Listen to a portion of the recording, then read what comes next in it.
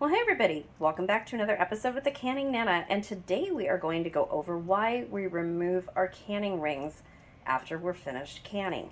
So this seems to be a big topic right now, that and reusing canning lids all of a sudden because canning lids are in such short demand. I'll get to that in a second, but first, I just want to show you, this is a jar of pickled garlic.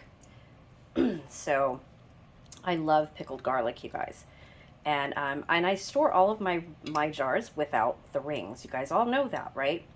Um, so one of the reasons we store our jars and we remove the rings is because if the ring is on a jar,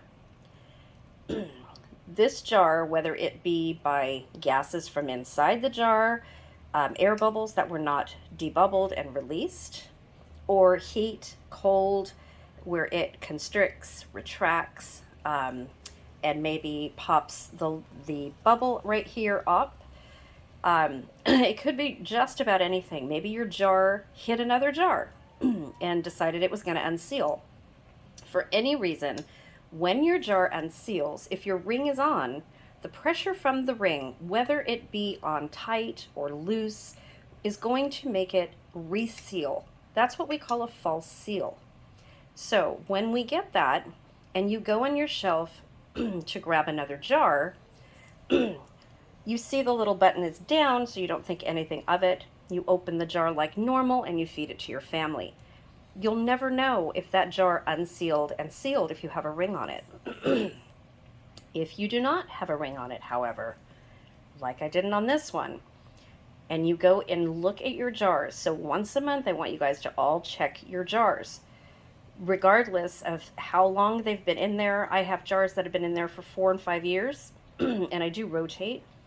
I just make a lot of stuff sometime, and I just don't get to it all.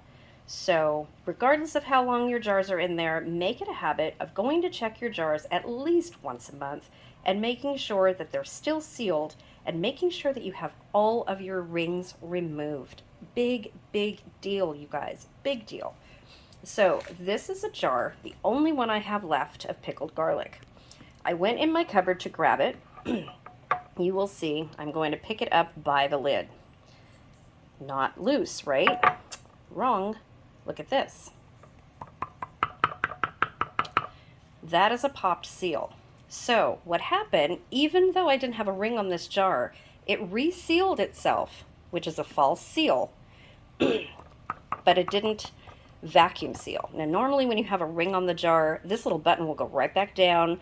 The lid will seal just as tight as it did before.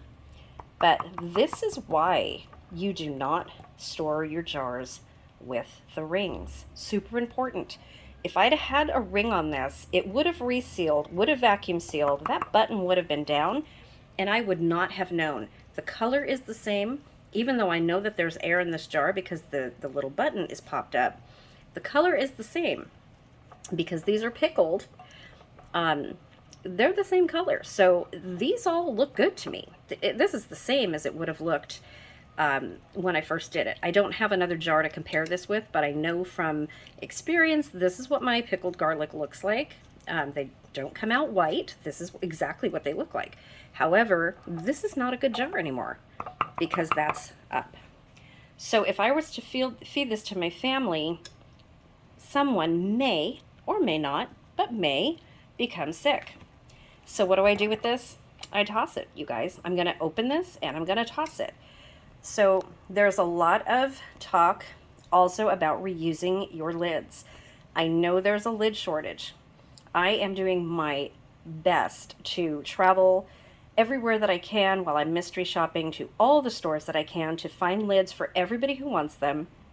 And I've been listing them in my Etsy store for you guys. All my subscribers, if you want any lids, I do have lids right now. I've got a bunch of Golden Harvest, which are the same as Ball and Kerr, you guys. They are all Rubbermaid. It's all one company. They're just sold under different names. So Ball and Kerr jars are exactly the same, and Golden Harvest are exactly the same. They're just marketed under different names. Golden Harvest is usually sold cheaper. I'm getting Golden Harvest lids for $3 a box, and I'm getting cur and ball for $4.99, so $5 a box. And then I'm charging actual shipping.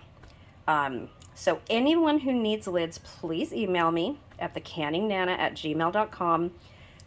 You can go and look in my Etsy store, Jack and Diane Designs. I do have some lids up there.